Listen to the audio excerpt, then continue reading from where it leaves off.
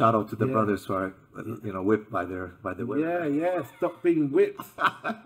Today, it's bad. It's almost, it's going to become a taboo word to be used. I'm a man. Guys have money, but they cheat and lie and just be deceitful. Yeah, they got money, but they got no substance. Bro, they got no respect, no honor. There's nothing negative in being assertive for a man. And guys are doing feminine things, you know, like roles are being switched. Roles are switching. Right? You want to knit, you want to play, you want to do ballet, you want to do all these things. And parents are not there to tell them, stop, don't do this. You want to know what is a good man, a real man? You want to know what is a real woman, a good woman? How do they get the masculinity back into their children now? What do we do? The sisters out there, you've got a job to do as well. No doubt. And start this job. Yeah, stop procrastinating and looking at this feminism.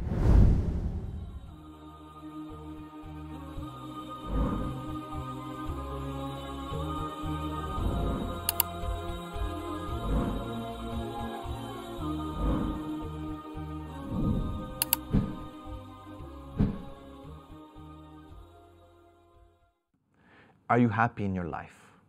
Are you happy at work? Are you happy in your relationships, with your performance, with your health? Do you go to sleep at night feeling fulfilled? Do you wake up looking towards that day? If you've answered negatively to some of these questions, let me teach you how to become the next alpha Muslim male. Be like Umar Khattab, Abdullah ibn Zubair, Khalid ibn al-Walid, those champions, those giants who changed the course of this world. Welcome to Cage Closed with my guest today, the one and only Gabriel Rahman. Welcome, Salam. So happy to have you here, brother. Okay, let's get into this. Bismillah. Bismillah. How's your experience been here? Allah is amazing. I was just telling the brothers, Bismillah ar-Rahman ar-Rahim, first of all. I've traveled quite a lot, alhamdulillah. Allah is the most kind. And I don't know, the brothers in England are just different, man. Yeah. And all the people are like, he's trying to score points here, you know? That's what it is, right? There's something, I said that too, I've said to a lot of people, I said, there's something different. The brothers in England are a bit rough, in a good way. Still got an edge. Yeah. They're on their toes, and there's a reason for that. You know, with whatever's happening in England right now with the Muslim community, see, there's always khair in everything, right? As we learn in Islam. You know, asa an takrahu shay'an wa huwa khayrun lakum. It might be that you hate something, but it's good for you. And I think what we can extract from being on your toes every single day is that it keeps you on the edge.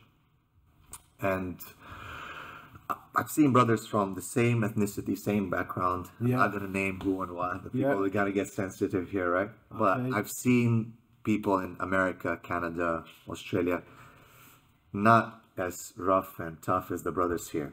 And at the same time, very loving, man, and very calm. Like, I feel very welcomed, alhamdulillah. The hospitality is just amazing. You know, yesterday, the barbecue. You enjoyed that, yeah? Man, the burgers were on those point. brothers, you know, I was like, you guys came all the way from Birmingham just to feed me? Yeah. And, you know, it was like a proper family, you know, team, man. Like, and with that one, brother, we have to have a big shout out for those brothers who came. You have to, bro. I know. Yeah. What's their name, mashallah? Ardil and his brothers, Hench brothers. They came down. Billy? Yeah, Billy. Yeah. Billy and Ardil, and there was another brother, but the food was on point, wasn't it? You know, I don't like chicken burgers, man, but this guy converted me, man. He's like, look, I was like, I was saying I don't want chicken. He said, you got to try this. He's like, I made it. I put that chicken on there. The marinade was something else, wasn't it? I converted, bro. I converted. Okay. I converted. We might have to take a little trip up there before we go back. Yeah. Hospitality, it was all right. It's been beautiful. And just the brothers coming together, the strength, you know, we don't understand how much we need this brotherhood, this manhood. Men need men. You keep hearing, oh, sisters got to support sisters. Alhamdulillah, khair, of course. But we need men. Exactly. We need to be together. We strengthen each other. We talk to each other. We shake hands. We hug each other. That love is needed. That's right. That love is needed. I was talking to someone this morning about that.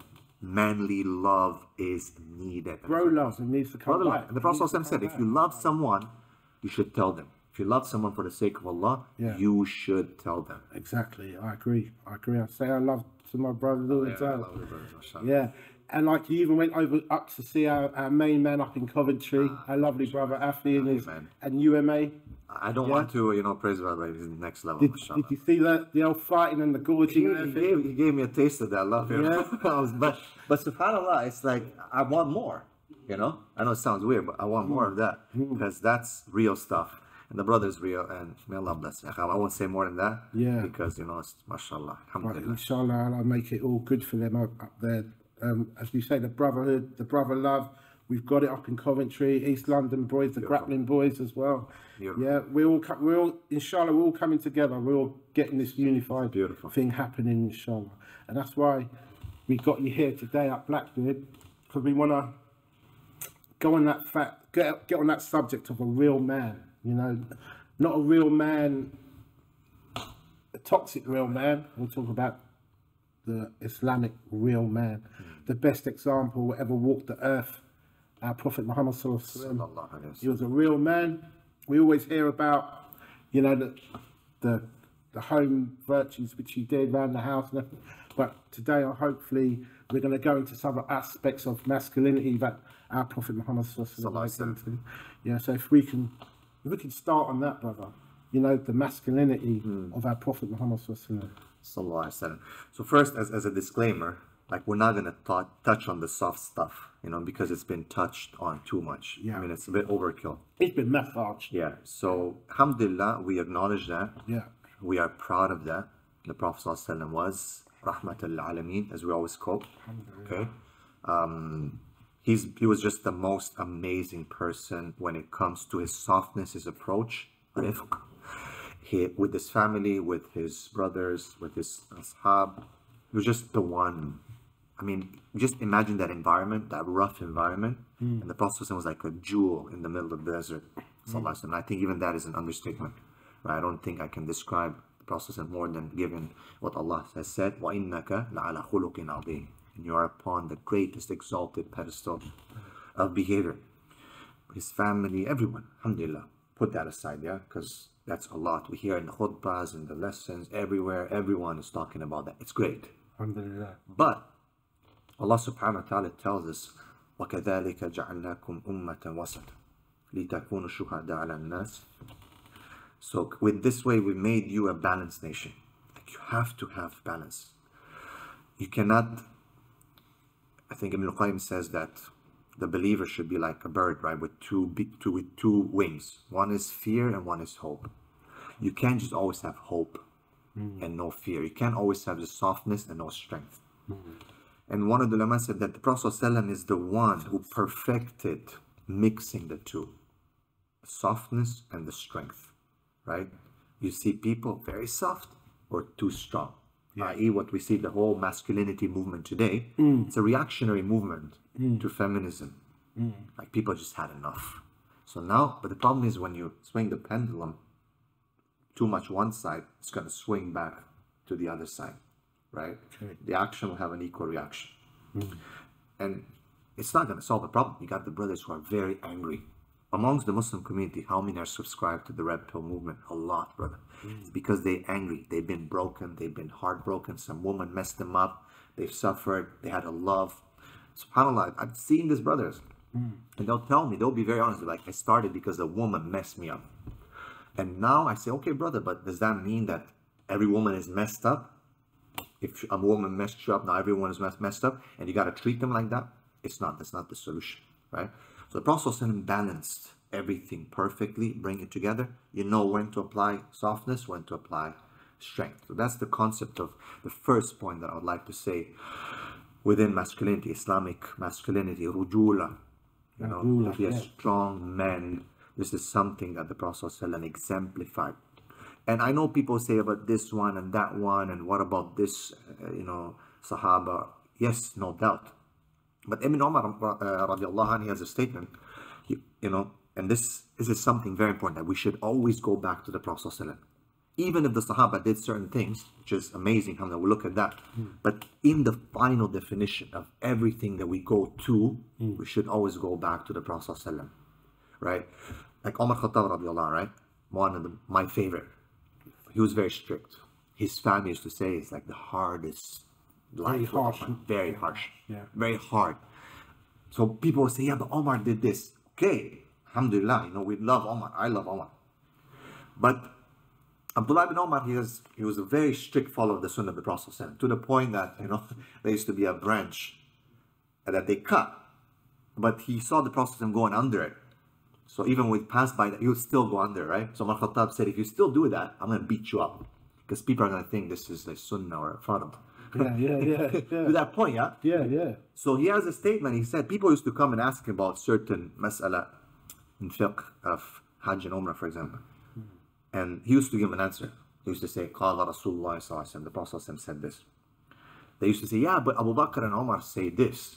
He said, oh Allah, I feel like Allah is going to smash you with rocks from the heavens, because I'm telling the Prophet said, and you're telling me Abu Bakr and Umar.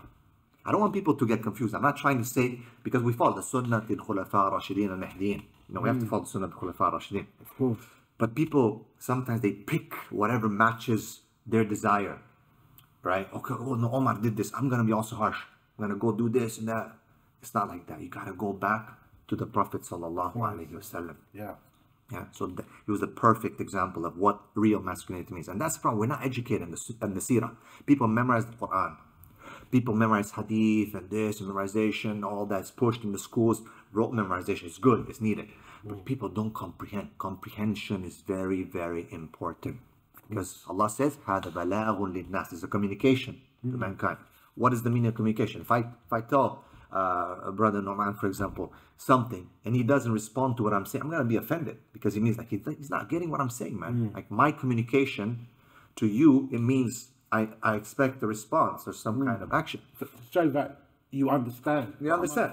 I'm understanding what you're saying. Yeah. Exactly. So imagine you're telling me something, brother, you know, be at this time or something, and I'm like, I don't respect that. Like, you didn't understand what I said? Now imagine Allah is telling us throughout the Quran, so Ya ayyuhalladhina amanu, Ya ayyuhan nas, so many things, and we're like, what? Allah is saying through the adhan, hayya ala salah, hayya al falah. What does it mean, hayya ala salah? Come to prayer, come to, you know, success, or to falah. And we're saying no. Right? Yani making sujood, akhi. Who rejected sujood? Shaitan.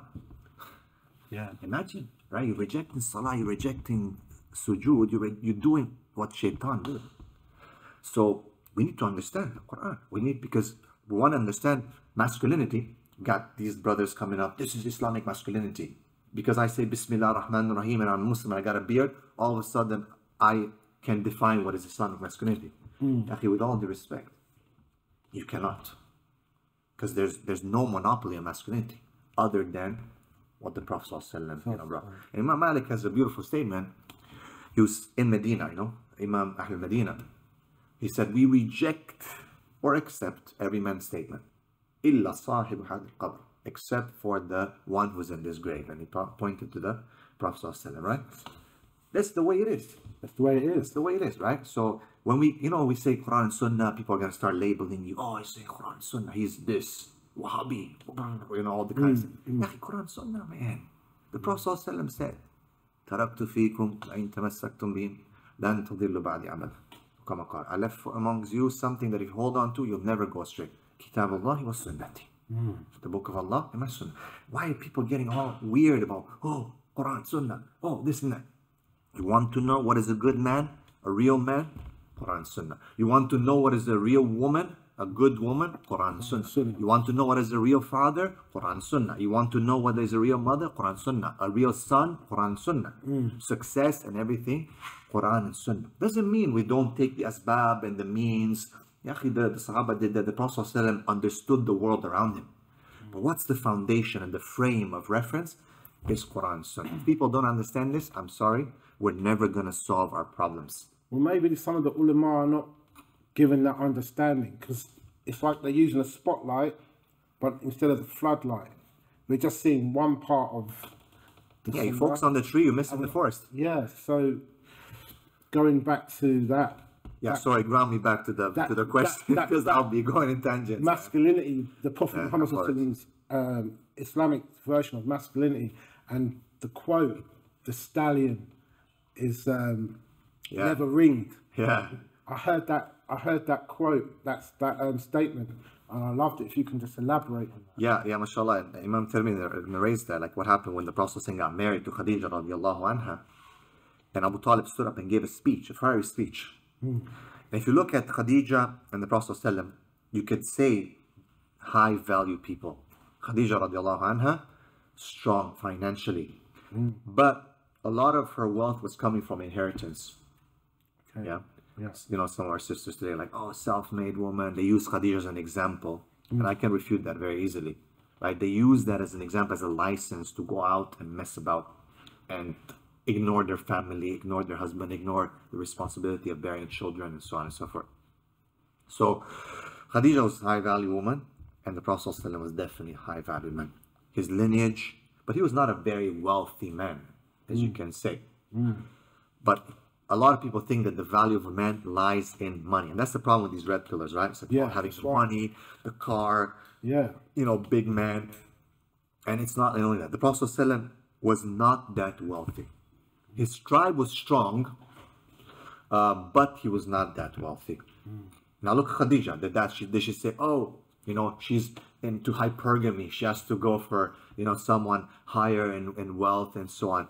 No, but his value was linked to who he was, his character, his understanding of life, his behavior. And it was muttafaqun alayh, it was agreed upon by his tribe that he was a sadiq al-amin, right? An ethic and moral that today we don't have. Guys have money, but they cheat and lie and just be deceitful. Yeah, they got money, but they got no substance. Bro, they got no respect, no honor, no honor, right? Just cheating, lying, cheating the system. Oh, I can do it, right? He thinks he's smart, that he's cheating people and cheating the system, lying, squiggling around different things. No, you have no value, Akhi, because you have no respect. You think value is in money. Money comes and goes. But your honor and your ethics, you're never going to compromise for money. So the Prophet ﷺ was that, and that's why Khadija proposed to him. Okay. Khadija proposed to him because she saw. Did Khadija go out and mess with the men, mix with the men? No. She hired the Prophet ﷺ and other men. She stayed in her spot because she understood what a feminine woman is. So, of course, she saw the Prophet ﷺ. She was definitely attracted to him. And that's what Abu Talib said. Muhammad is like the stallion that cannot be ringed and held down. Strong, yeah? And he desires Khadija, and Khadija desires him. Straight up. So we're getting him married. Boom, done. Right? Straight up. You know, but the analogy of a stallion, you know? Yeah. You understand what a stallion means. Yeah. I mean, you were asking me about Slavia. Yesterday we went to ride horses, you know? Yeah. Some beautiful stallions, man. Mine was named Zorro. Zorro. I mean, subhanAllah, you know, you see the strength. The Arabs had specific words that they would use and comparisons and analogies that would really drive the message home, right? Because the stallion is really valued in Arab culture, like the red camel. In the hadith, if you guide someone to Islam, it's better than the red camel, right?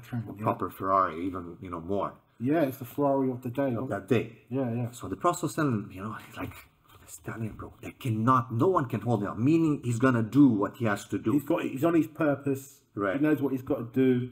He's not going to be controlled by anyone. So shout out to the brothers who are, you know, whipped by their women. Yeah. Stop being whipped, isn't it? Well, sometimes I'm not trying to, you know, but shout out to the brothers, man. Yeah, but that's the way it's going, brother.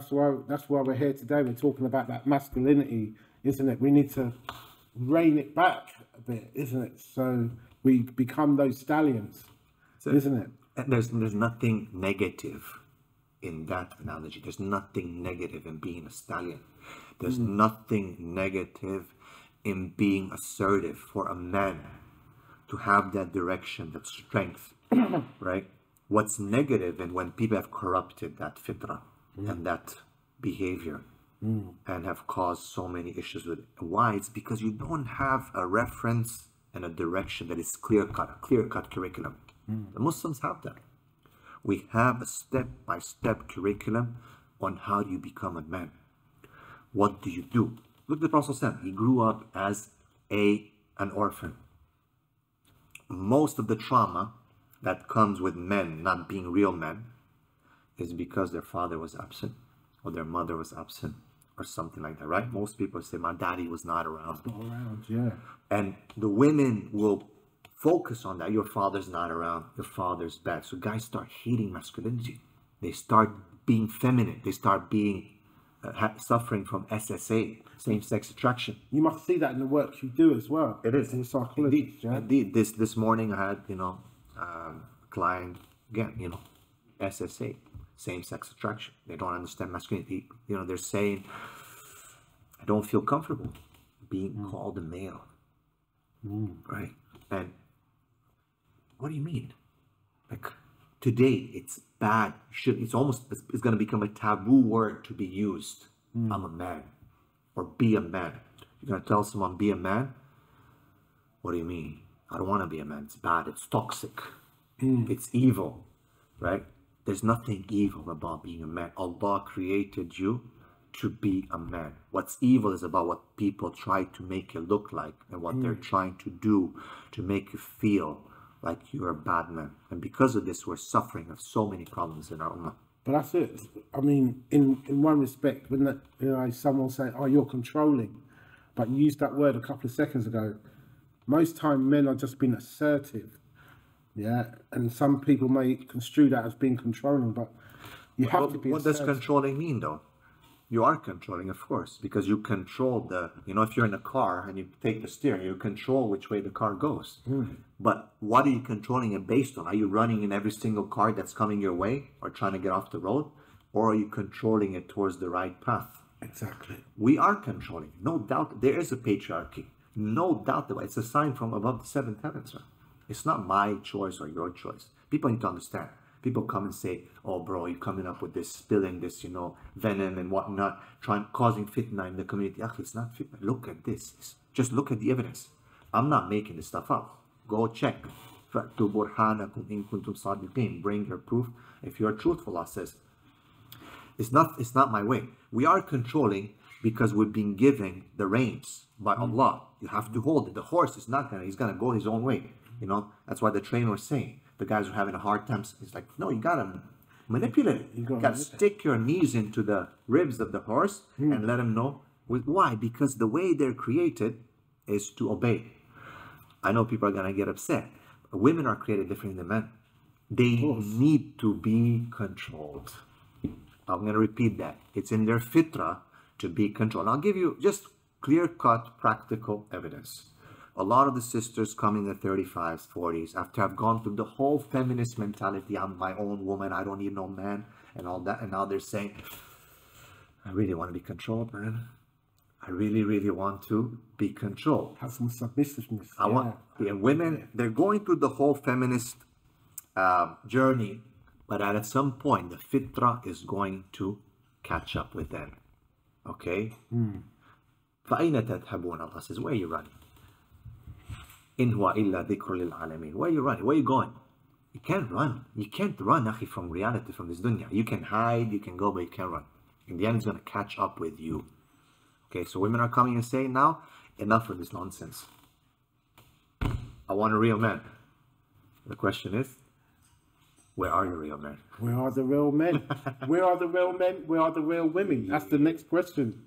That is the next question as well. Where are the real men? One of my great respected teachers and brothers, may Allah bless him, he said, I was early in my Islam, he said, real Muslims are in the graves and real Islam is in the books.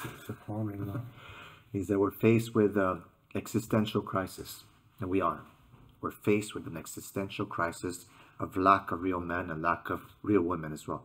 Like masculinity and femininity. There's a difference between feminism and femininity. Yeah. Huge difference. Yeah, one's an ideology, feminism, isn't it? It's a toxic, destructive ideology. And one is a beautiful thing. Yeah. Being you guys hate women. No, we don't. We love women. But we hate feminism. Because it destroyed men and women. It's not me saying, look it up. Feminism has been around now since past the sexual revolution, 1965, as a properly organized ideology. Before it's been on, obviously. What problems in the world did you save? Or did you deal, or did you solve? Name one problem that they solved. Nothing. They made it worse. Look at the divorce rate. Have they decreased? They just increased. Don't say no because men are abusive. It's always the man's fault. You're born as a criminal, as a man, because by gender, you're like, that's it, I'm a man, you're always at fault. Look at the way the system has been molded now. It's all about men are at fault. Anything happens, men's fault. Men are evil. Just recently, they released a video called Men. It's like disgusting. Why the attack on masculinity then? Because they know. Why the attack? Is that because then all the men become dumb and then they carry on doing what they want to do, their agenda, whatever? And you know what's the funny thing is? That a lot of the ones who are pushing the system are men. They're eliminating the competition. A lot of the LGBTQ feminism curriculum agenda has been pushed to the schools or by the Rockefellers. Look it up. New York schools, look it up in the States, throughout the world. The Rockefellers have been sponsoring and funding these kind of movements from the beginning. What's the issue? Is this shaitania ideology and desire to control. People they reach a level where they have so much money that it doesn't matter anymore. People think it's about money. It's not about money, akhi. It's about the desire to be, a'udhu billah, like Allah. They want power. Yeah, what did Pharaoh say? وَقَالَ أَنَا رَبُّكُمُ الْأَعْلَى. And he said, I am your Lord, the Most High. Right? That's what Pharaoh said. He had all the money. He didn't care. He cared about, he said, I am your God. What do you mean? Musa comes and says, there's another God. How did he say to the wizards? You cannot have any God other than me. I am your God. Right? This is the desire today. People think it's money. It's not money anymore. People have money. People are chasing out power. The biggest fitna is this desire to be, to play God. And that's why they're doing cloning and artificial intelligence and trying to create human beings. That's the next thing what they're trying to do. And you cannot create human beings. You're never going to be able to succeed in doing what Allah has done. And Allah will punish you. And Allah will debase you and put you down. And Allah will send diseases and He'll send fitan on this world like they never had before. And look at the world. People are suffering. They say, oh, we should fix this, fix poverty, fix climate change. Okay, fix it. Why can't you fix it? They can't fix it. They can't fix it, man. It's rubbish. It's not fixable. It's rubbish, man. Not the way they're trying to do. You know? And as Allah says, ظهر الفساد, that upon the earth has appeared and upon the sea, في الأرض والبحر, that, sorry, I forget the ayah, may Allah forgive me, but basically it means that corruption has appeared on the land and the sea. You know what I mean? Corruption has appeared upon the land and the sea. Bima, from what the men have done with their own hands. We've done this to ourselves. Why? Because Allah, when He revealed to Adam, when he got sent out of Jannah, the first man was created first. He said, I will send you my revelations. If you follow it, you'll be good. You don't follow it, you're done.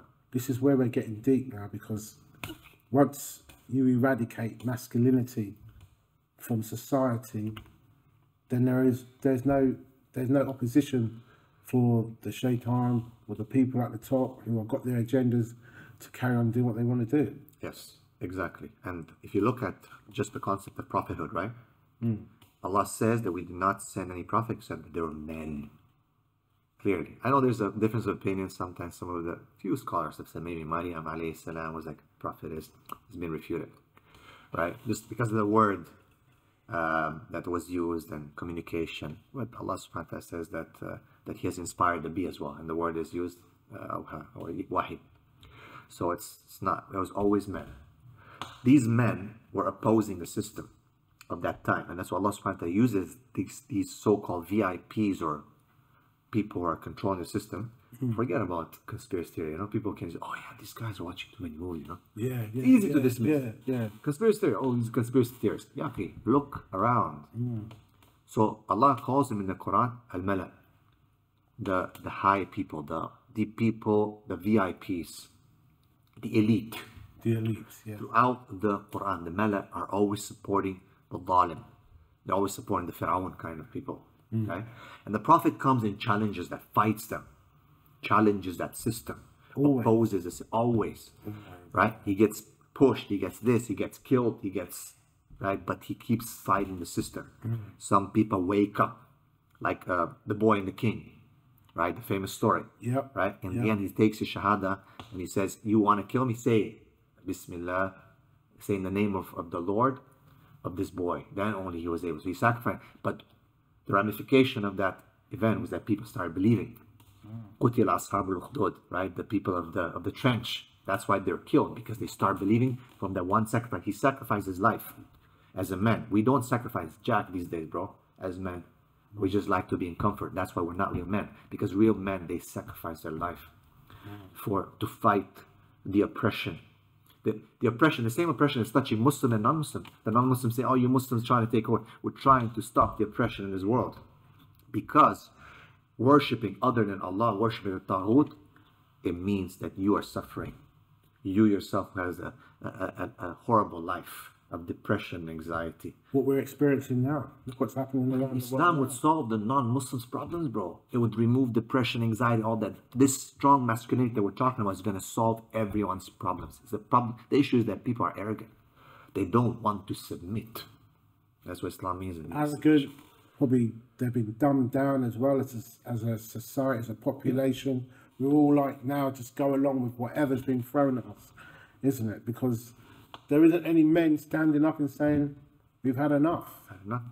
People are so comfortable in the system. They've been given just enough. And they never tasted real freedom. So therefore, they'll never try to get away from it. You know, the circus elephant, he's usually tied with a chain at the beginning in the circus. Okay, they bring him from wherever. He's a baby. They got a chain around his foot. Then he gets fed, he gets brushed, he gets cleaned, right? As he grows up, they replace the chain with just a rope. He's never gonna move away to break that. He can break the whole tent, right? Yeah. He's been conditioned to such a way that that's it, man. He's not gonna move. Same with the lion. Look at the lion. Lion, tigers, right? And that's why people say, man, why are you talking about alpha, alpha, alpha? Because usually alpha is associated kind of with the wolf. Yeah. Right? The alpha man, right? The alpha or the wolf, the leader of the pack. You know, you'll never find a wolf in the circus, man. Yeah. You'll never find a wolf in the circus. You find tigers and lions, yeah? Yeah. You can tame these ferocious animals with what? With comfort. The comfort. Give them some food, give them some safety, put them in a cage, yeah, office, small room, small desk, and with time, you have from a lion, you can make a chihuahua, man. That's right. And that's why the purpose of this podcast today, isn't it? We're trying to wake up the wolves. Everyone's talking about the lions, yeah. But we need to be the wolves as well. Yeah. So touching on that now, we have masculinity around at the moment. It's been out advertised, it's all over social media. The toxic masculinity, you know, this, you know, show me your muscles and you know how many women you've gone through and everything. Stuff for now. The respect has gone for women, yeah, but this isn't real masculinity, is it? No. But so just go a little bit on that red pill and how it differs from our version, Islamic version of masculinity. Yeah. The difference is a very fine difference actually, is between halal and haram. Right? Yes. The Prophet said, al-halalu bayin wal-haramu bayin. And between them there's doubtful matters. Stay away from the doubtful matters. Save your honor. When you look at these guys with the red pill movement, a lot of the stuff that they say resonates. Yeah, no doubt, man. I'm gonna be honest. I've been opposing them, but people still ask me, but why are the men moving towards that? How can they not see what's happening? It's because I say, because they're hitting the fitrah. Men have had enough, so they're talking about be strong, be assertive, be brave, be independent, work on your finances, work on your body, work. Is there anything haram there? No. Everything is all good, right? Especially for men coming from being dumbed down, being made into a, you know, little puppy from a lion. They've seen their father being pushed down, their grandfathers having this generational trauma. So now finally someone is touching the fitrah. Stand up for yourself, bro. And these guys are broken, right? You're coming from depression, anxiety, the system broke them. They, you know, going 8 hours a day, sitting on a chair in class, listening to your teacher. Stop, don't talk, sit down, shut up. It's always agreeable. Boys can't do that. Women, they can do it better. That's why girls usually perform better and younger in school. It's a bit more of a, you know, focus for them. Guys, they need to move. But now you've been dumbed down 8 hours or 6 hours a day, whatever, at school. Then you go home, and also your mom and dad say, don't do this, don't do that, don't jump on that thing, don't climb that tree, don't go outside, don't, oh, you're gonna get hit by a car, oh, don't. Everything is no. Previous generations, you be in the forest, climbing the trees, you fall down, you scrape yourself, no problem, you dust yourself up, right, get back at it, you have an issue, beefing, whatever, you fight, you shake hands, right, you go behind outside, you know, it's a big fight, shake hands, good job, right, no stabbing, no shooting, no nothing, all right? So these guys are broken, and now someone speaks their language. Bro, stop focusing on women. Stop focusing on this, not good for you. Stop being, you know, a simp, you know, a wimp. Get up, start fighting. So these guys are like, oh, wow, the fitra comes out. And now there's this partisanship. They support no matter what, because these guys have given them purpose. These guys healed them, helped them come from this dark pit that they were in, this hole, pulled them out. Now they feel like, wow, I have a purpose. So I'll try to tell that to that person who has recovered from being broken that these guys are wrong. He's not going to listen to you. I think there's, as you say, there's a lot of truth in there. And with the Islamic introduction into it as well, it will smooth it out, polish it up, and we'll have masculinity. That's what we need, Don, right? We need that. See, the thing is, when they talk about, for example, being a strong businessman or having your finances, they don't have the halal. It's the Machiavellian philosophy, right? By any means necessary. The ends justify the means. Do whatever it is. People. So they talk about these things, but it's haram. They talk about having women, right? But the way they're portraying women is haram. Women are just to be used, just to be thrown, get as many women as possible. Allah subhanahu wa ta'ala tells us, okay, you want woman, Allah says, يعني زُيِّنَ لِلنَّاسِ حُبُّ الشَّهَوَاتِ مِنَ النِّسَاءِ. Allah has made it a beloved thing for us. We love women. The Prophet ﷺ himself said, حُبِّبَ إِلَيَّ مِن دُنْيَاكُمْ الطِّيبُ وَالنِّسَاءِ.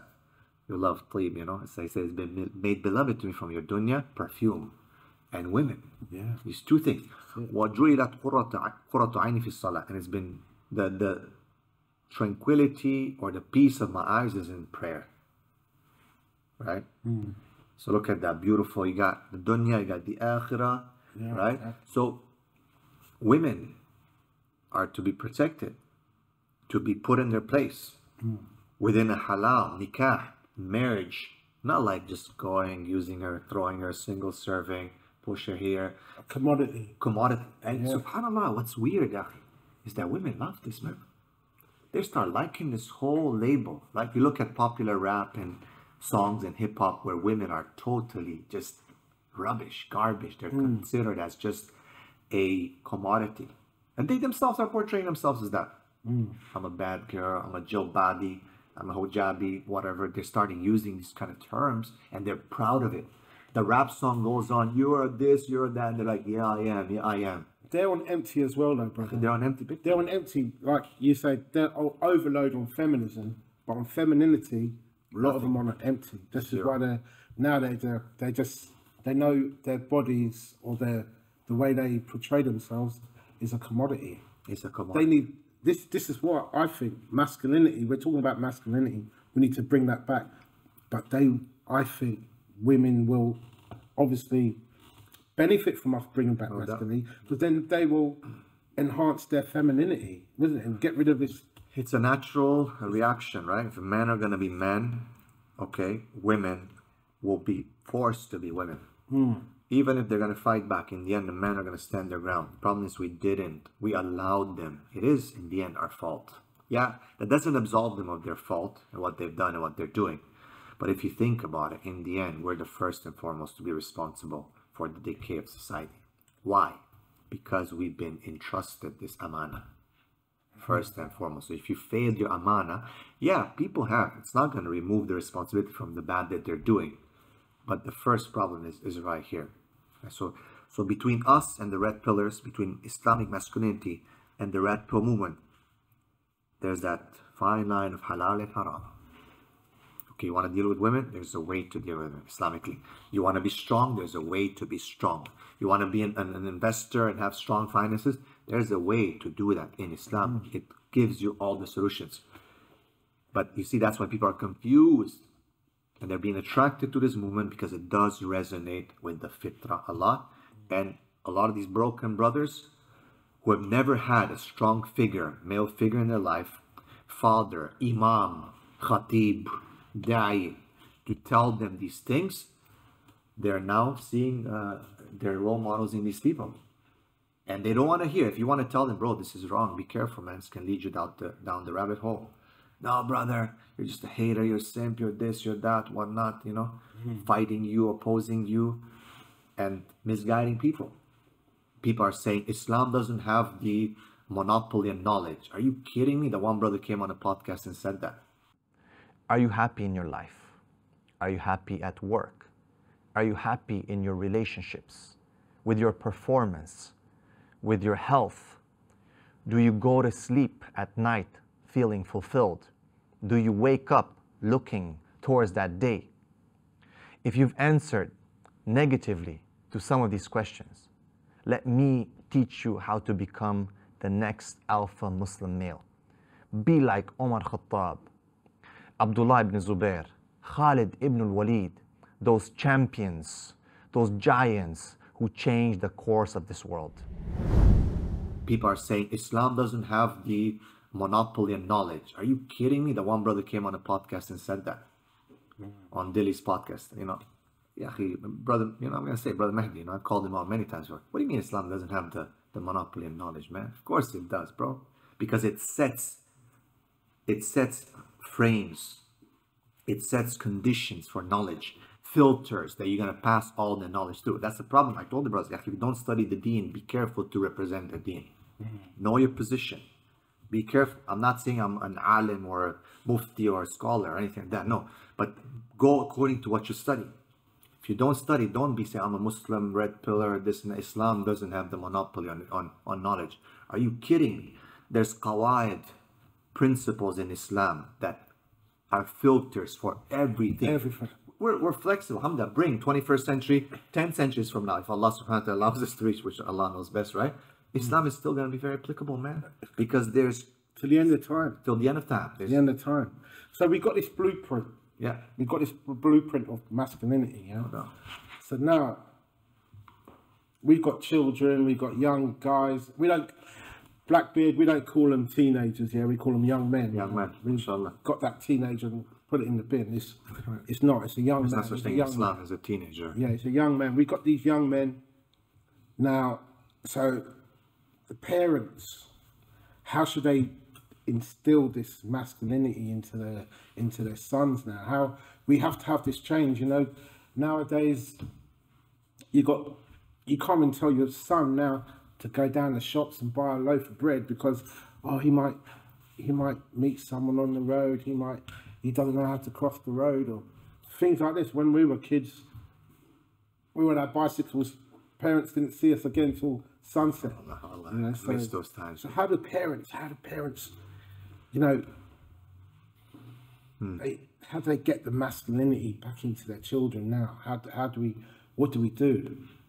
You know, I miss those times, bro, when we used to be outside on our bikes. Yeah. I used to spend a lot of time in the forest. Yeah. I remember my dad, he came one time, supposed to be home at a certain time. I was just having fun, man, building a nice tree house and chilling. So yeah, I'm like, oh my God, the sun's going down. I'm like, I didn't even wear a watch, man. I just didn't care. Like, Yeah, walk back home, I see this big guy in the far end, you know, like, that's it. My dad, you know.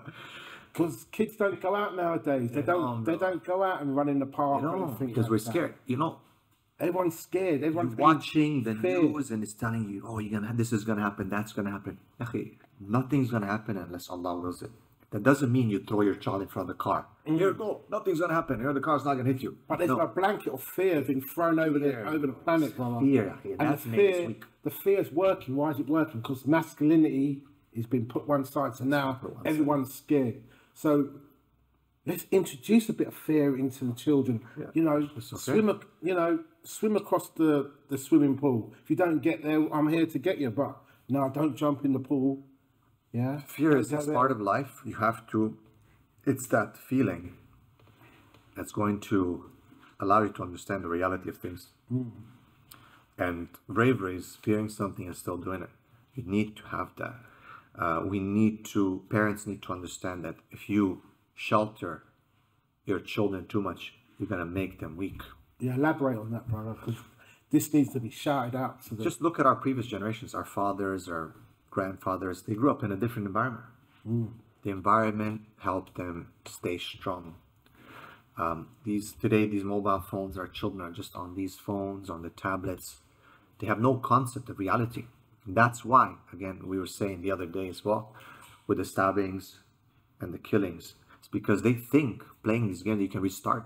You gotta get your life bars back up. It doesn't happen. They don't understand what it means to take someone's life. They don't understand what it means to have conflict. They don't understand what fear means. They've been desensitized on all levels. So if parents are gonna keep sheltering them, or even just throwing them on the side and let them do whatever they want, there has to be a balance. There has to be tarbiyah.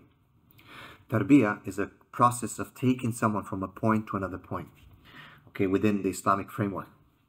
So parents, mothers and fathers are responsible to bring up their children. Mothers, as I was saying, with regards to quantity, they spend the most time, the nurturing, right? Those formative years where they need that feminine presence, that love. You develop a healthy sexuality, akhi. A lot of people don't understand. Being close to your mother, to the feminine, at her breast, that strengthens a man's sexuality and desire for a woman. People be like, oh man, that's so weird. It's not. Look at the studies. Women, they don't want to breastfeed anymore. Right? The system convinced them, put them on formula, give them the bottle, right? Plastic. Yeah, you need to be at the breast of your mother. 2 years, 2 years to develop strong masculine feeling for a woman. And the same thing with the girl. And, mothers are not. They don't want to do that. They want to go work. They've been convinced to have a career and so on. So mothers are missing those formative stages of development of their children. They put them in the what is it called? Nurseries and stuff like that, right? So women, it's about the quality, yes, but the quantity, spending that time with the child, helping them, developing those connections in the brain of feeling comfortable that you're not going to be able to pinpoint till later on. And then the father comes in with the quality, right? The boys, they feel that masculine presence, right? The father's there. He's not there all the time, but his mother's not, telling them, oh, your father's not home. He's not good. He's always out. He's telling them, your father's working for you. Respect is developed.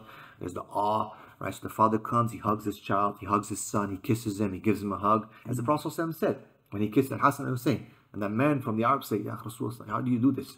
He said, you don't do this? He said, in our tribe is not really, we don't do that. Some parents don't kiss their children. Yeah, I mean, when I was a kid, my father used to work 3 mornings, 3 afternoons, 3 nights. He used to work for a company who make chocolates. And he wasn't there all the time. And my mum used to say, your father's out working, he was doing that thing. And it wasn't quantity, but quality. When my dad was around, making me a skateboard out of old skates, showing us how to make catapults. It's not there anymore. It's amazing, brother. It's not there anymore because the man is out working and he goes out with his mates to a coffee shop. He spends all the time there. Yeah, what's that all about? You know, a lot of our communities are suffering with this. They're talking about politics. They're just talking about theory. They're never going to be able to solve any of these problems. They're just sitting around, just chatting, doing nothing, no productivity.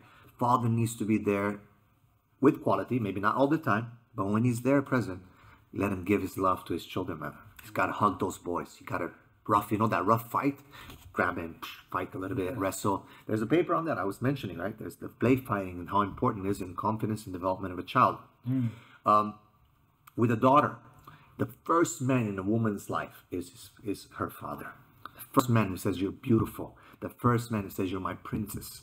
The first man that you're going to feel, the first masculine touch, kiss, feel, smell, is going to be your father. And a lot of fathers don't do. They think it's like, hey, you know, it's like not good. I shouldn't touch my daughter. You actually love your daughter. You have to. She has to feel beautiful. Women are created to seek validation, to show their beauty. This is just the way it is. It's a fitna. And they're going to go outside, and with these Instagram, they're not getting validation from their fathers. They're going to get it from somewhere else. They will get it, and they will seek it. Yeah, they will seek it. And wallahi, even the brothers, your sons, if they see the father protecting the daughter, the princess, you know, even the brother saying, yeah, you're beautiful, you look good in hijab, I protect you. Even the guys start developing that sense of qawwam and protectiveness by seeing the father, right? And they take care of the daughters. Right now, you see guys and girls, brothers and sisters, just at each other's throats. I hate my brother. He's always getting treated differently. He gets the benefits, the male, you know, benefit and whatnot. You see it's unfair and whatnot. It's not like that. The boys themselves need to respect the girls, protect them. The women have to have that validation from the male members of their family. That helps them develop properly. So when, you know, sisters they're saying, oh, I'm not comfortable with a guy. They reach the marriage age. Like, well, I'm not comfortable with a guy. I can't. I don't know. I'm not feeling it, and so on and so forth. I'm comfortable with a girl, right? Because girls are more close to each other. It's a musibah that is hurting our ummah. And you know, women will say something like, "You man, all you men, yeah, you men just do this." Like everyone's been put in the same plate. You men always do this. This kind of statement shows a deep trauma and bad experience with men. When you start generalizing all the men, you men, you men, you men, you men. And the same thing the other way around, you women, you women, you women. It's the same thing. So parents with this responsibility of, you know, initializing the masculinity into their children, into their sons. So give me 3 points. What's the 3 major things you would, if there's 3 things you would say they should have to start off with? Parents. Yeah. First and foremost, they should be on the same path when it comes to Islam. Okay, if one is practicing, one is not practicing, one is stricter, one is more lenient, this whole bad cop, good cop type of stuff, man.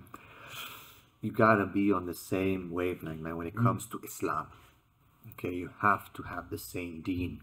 Okay, that's number 1. Number 2, you also have to understand what's the role of the father and the role of the mother.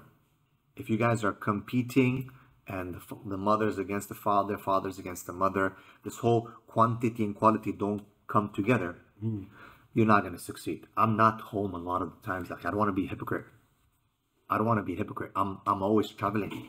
Yeah, but there's an agreement on how we do things, right? There's the quantity and the quality. I'm telling people, be with your children. I'm not really with my children, man, too much. Yeah, but you're on work, brother, as well. It is what it is. But I also want, you know, like I tell my family, you gotta understand what's being done here. Sometimes some of us will sacrifice our lives for the rest of the people. And the Sahaba used to do that. They used to sacrifice their time, their lives, and yeah, their families sometimes would hurt, but they would understand the mission. If you don't have that, what I said, that joint mission, that same vision, forget about it, bro. You're done. You know, what you're raising your kids for?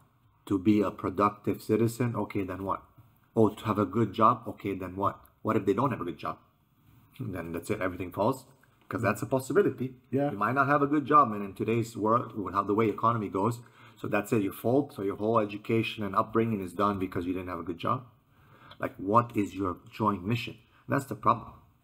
I'll say point number 3 is to really have a mission and vision in life that you pass on to your children. And it has to be linked to Islam. Wallahi, it cannot be. Be a doctor, be an engineer, be a plumber, be a professor, be a da'i, be an MMA fighter, whatever it is. I mean, MMA fighters and like, strong men, don't compete. Yeah. But where is it linked to Islam? How is it connected to it? Why? Because that's what Allah created you for. You're gonna do something else that you were created for, you're never gonna be happy. Okay, it's like a doctor who's been trained his whole life as a doctor, yeah?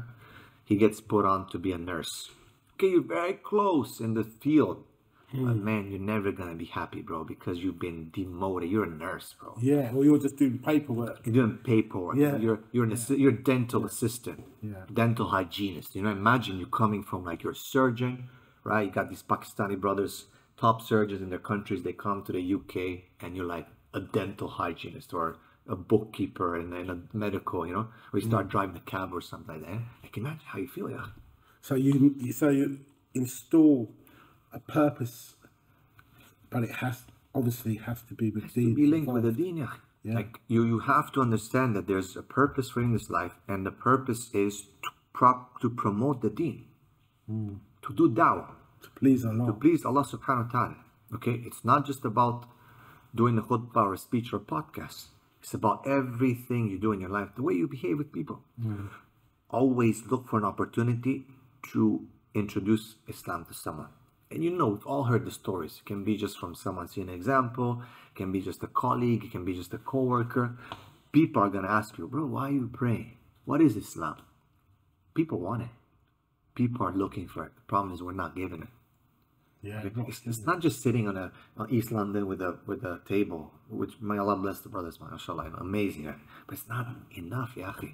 It's beautiful, alhamdulillah. When you see the brothers on the streets, you're like, man, that's it. But that's one part. They're doing their job. Everyone thinks they have to do one job. You have to be a YouTuber. That's dawah. And that's why people are like, I'm not really good at YouTube. I don't like to speak. Not good. Public speaking is like number one fear in the world. So no one can really be that. So be like, no, I'm not going to be anything. I'm just going to pray and that's it. No, you have to. Maybe you're a writer. Maybe you're whatever you are. It doesn't matter. You can still do something for Allah. What's the difference is that the intention, bro. You can attach an intention to just film this podcast. You're good at filming. Boom, done. I remember, akhi, one of the brothers used to clean the toilets in the masjid, man, and used to hide by doing it. I said, this is this is how I serve. That's all he can do. That's all he knows how to do, or what he's good at. But it was proper, man. You go into that bathroom row and you're like, oh man. Something you go in the washroom, like, ugh, right? Yeah, you go to that bathroom, man, and you're like, astaghfirullah, but still, you go and you're okay to do your thing. Yeah, he's making it pleasant for the other brothers to come and worship him. You know what I mean? Yeah, big job, mashallah. It's like just have the intention, man. Have something you want to do for the sake of Allah. I mean, maybe the toilet example is not so good, but you get the point, right? Yeah, I get it. Someone serving and humbling themselves and having a niyyah to be a dawah booth, or I don't know, soup kitchen, or martial arts, or dawah on YouTube, or whatever it is, man. Yeah. Whatever it is, if you feel happy and you have an intention, that's what we need to get our children to realize. You want to be a doctor? Okay, be a doctor, be the best doctor, but represent Islam. Not like, what's your name? Mike. Well, your name is Muhammad. You're ashamed of yourself.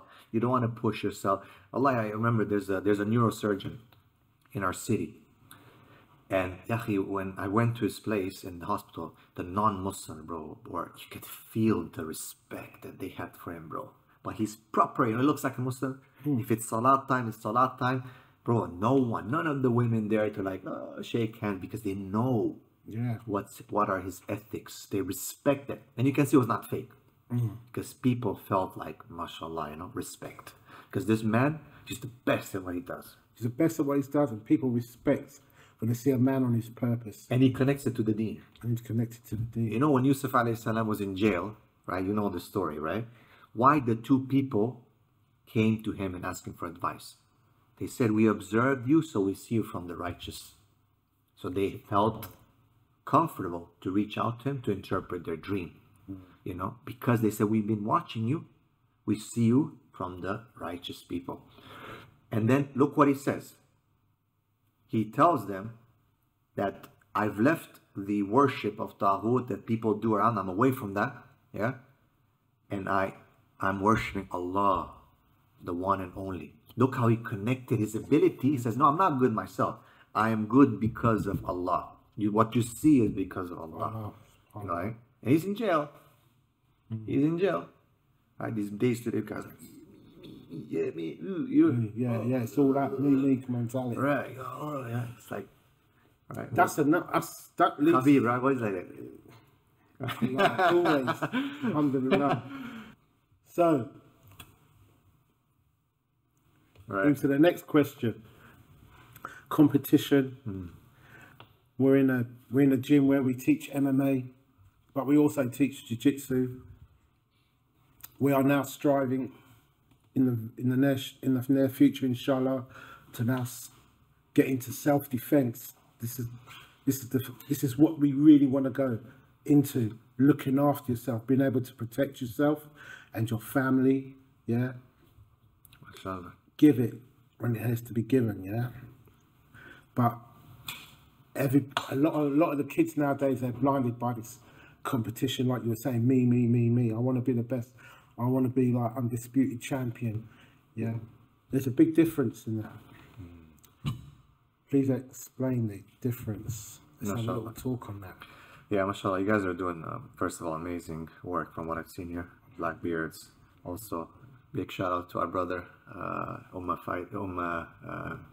Combat, mashallah, brother Afi, mashallah. And I think you guys are, mashallah, tight, you know, alhamdulillah. It's beautiful. Yeah, they're tight. It's beautiful, man. Like, this is, you know, when I see brothers succeeding, and I always say this is it's a very non-masculine trait when you're jealous, man.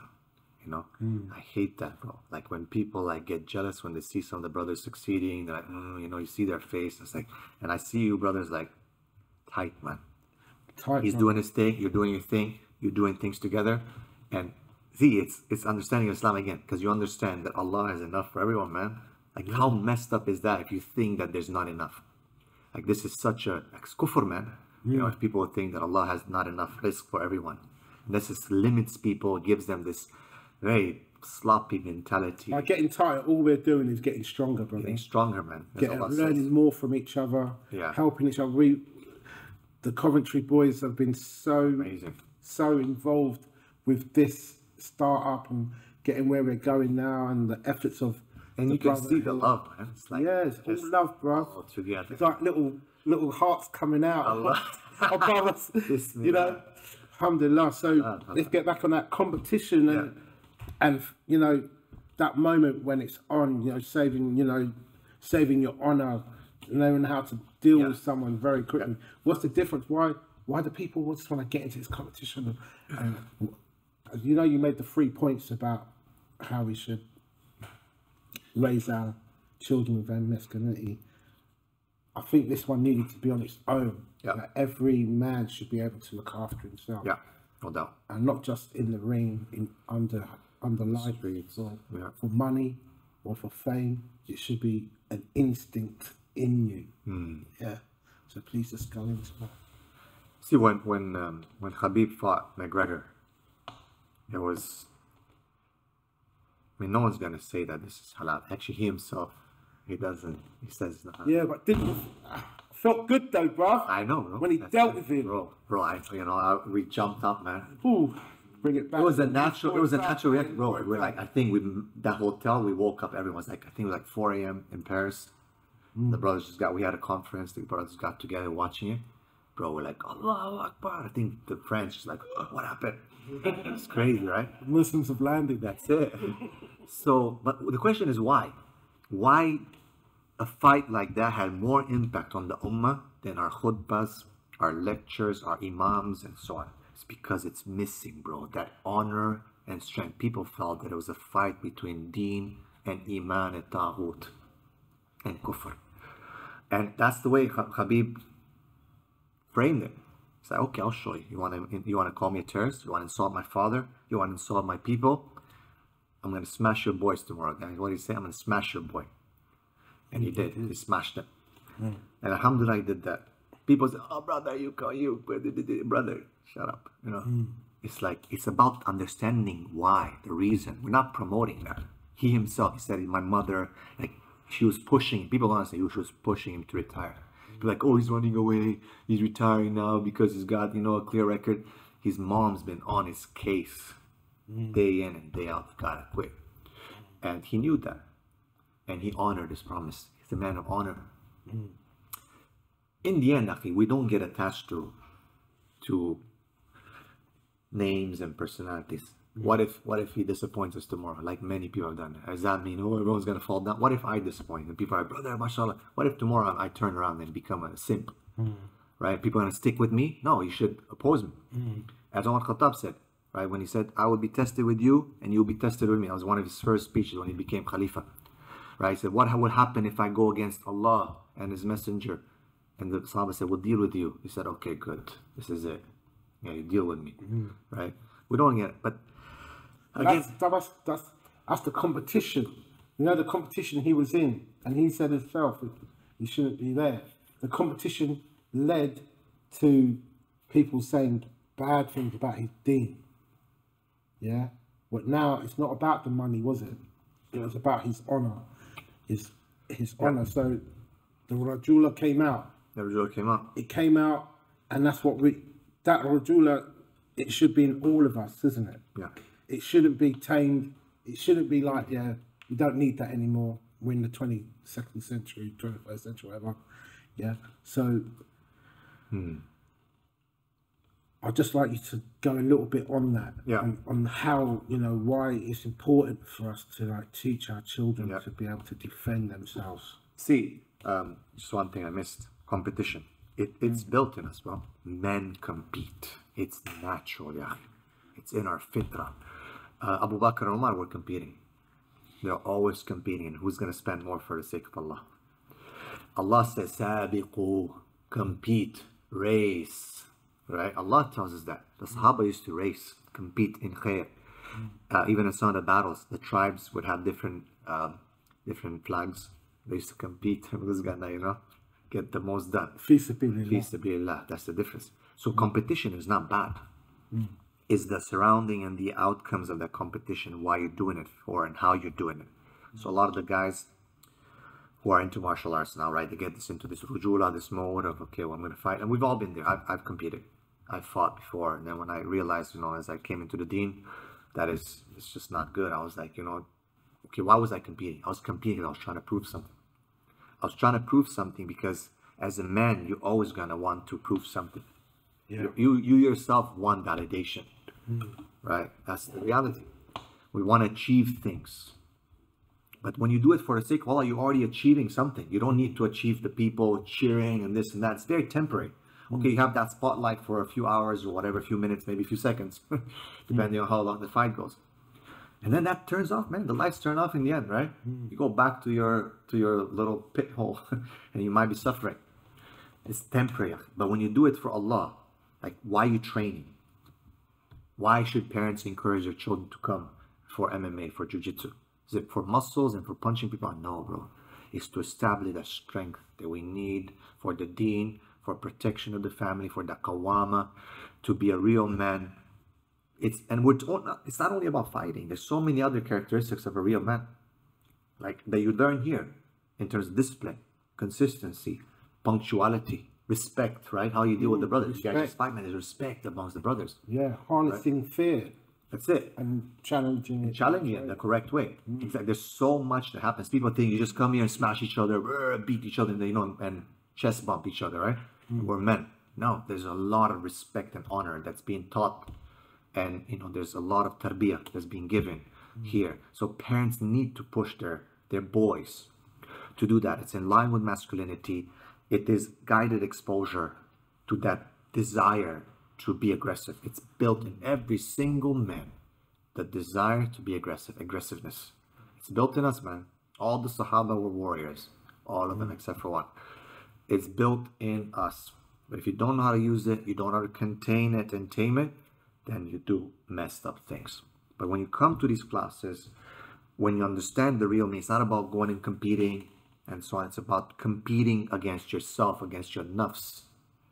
against what the challenges of the world, then you achieve that higher purpose. But if you're just gonna go for the temporary, actually you're gonna get an injury and you're out. People get depressed actually because of injuries. You know, they have that role of success, boom, they break a ligament. When I had my ACL broken, I did my surgery, bro, I was depressed, man. You know, I was climbing mountains before, doing this, doing that, boom, the surgery came. Bro, I was like in crutches. I could see, you know, and I introspect a lot because of my background in psychology. I introspect a lot, and I was looking at how my mental health was going, and I was depressed, man. Not being able to walk, bro. I would see people walking and running, I would like start hating on them, right? But if you channel everything towards just the activity itself, I want to fight, I want to compete, and when that gets taken away from you by an injury or whatever it is, you lose, or where are you gonna go? You're gonna go down? No. No matter what happens, you know your purpose is Allah. You continue to go, even if it means crawling, man, on your elbows, right? You're still gonna do it, man. You're still gonna do it, and that's why, you know, some people go to the Jannah, you know, by the speed of light. Some people be walking, some be crawling. Crawling, yeah. You gotta crawl, man. You gotta crawl inch by inch till the last breath that we have. You have to keep crawling, no matter what happens. What about our sisters? What about our little girls? Should we give them an understanding of how to protect themselves as well? I think so. I think women should also know how to protect themselves. You do see this in the Sahabiyat. They knew how to shoot the arrows, bow and arrow. They knew how to ride horses. They even knew how to handle the sword if they had to. But they never really fully participated in war. Actually, when some women tried to come up for one of the wars with the Prophet, he was very angry at that when it happened. Now, I know people use Nusayba and, you know, Hani and other Sahabiyat about some examples where they protect the Prophet. These were exceptions, okay? But the hadith, the Prophet was not happy with women fighting. If they would attack the city or something, sometimes the women would throw stones, they would shoot. So they knew how to defend if it came to it.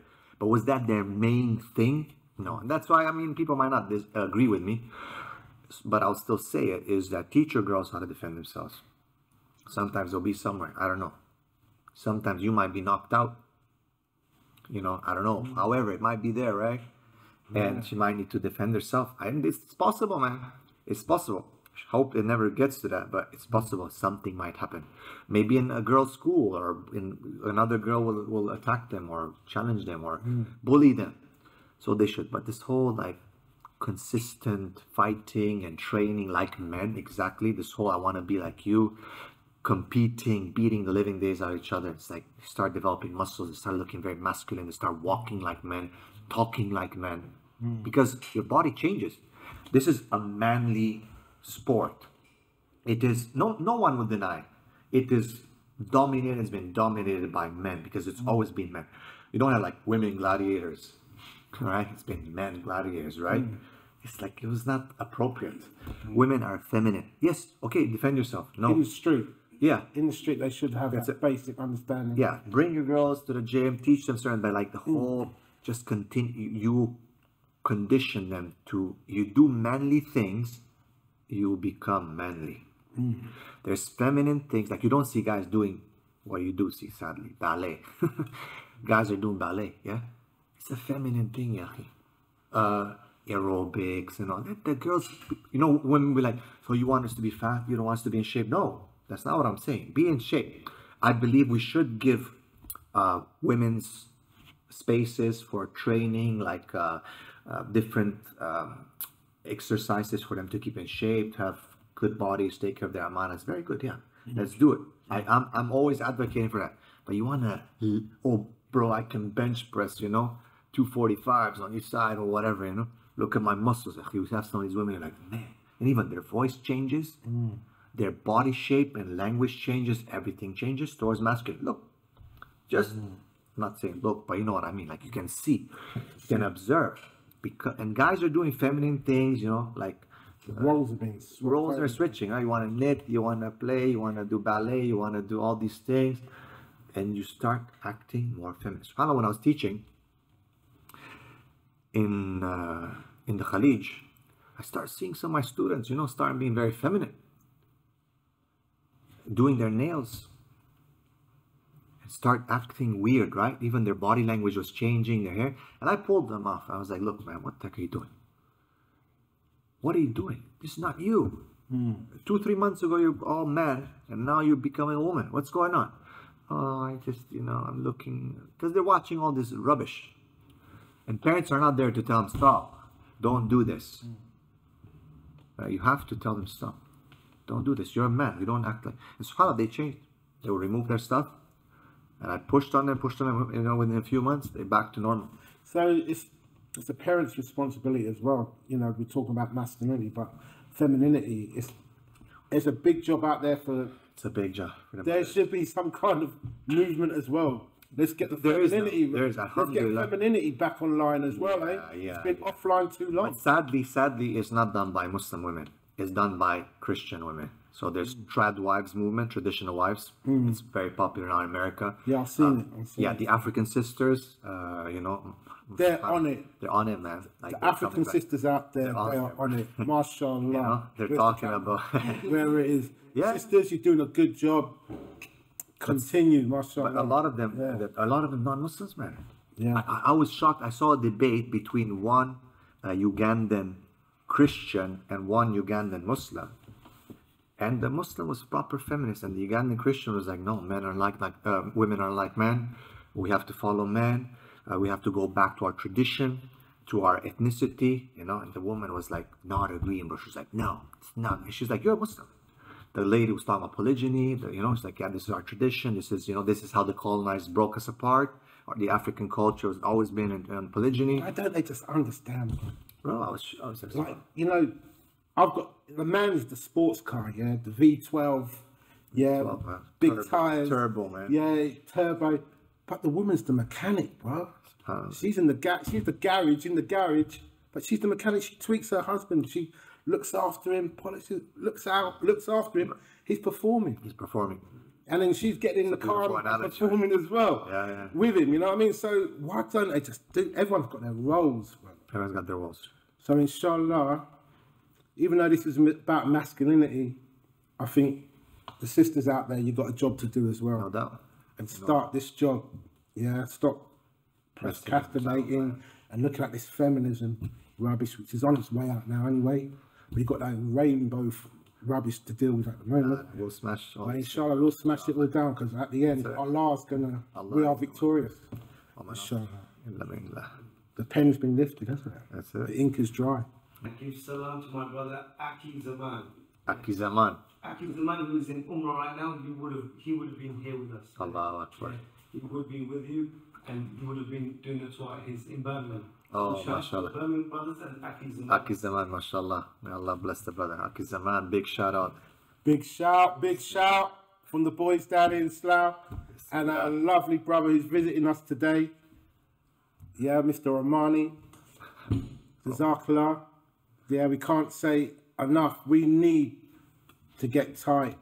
Our brothers and sisters, we all need to join together for the one path of Islam. Cage closed. And once again, please just hold on one moment. You've been there, bruv. Bismillah. You got the t-shirt. Yeah. And from us, we're giving you a kit bag. Yeah, with some goodies in it. To get yourself on your way to like some training things. Humble. So lovely to have you here with us, brother. Please, you guys for the sake of Allah. Come back again. Yeah, we're probably going to have a bite to eat now when the cameras go off and spend some time training. Yeah, kick some. Someone will say. Kick some bags. Kick some bags. Some bags. All right, brother. Assalamu alaikum. Alaikum salam.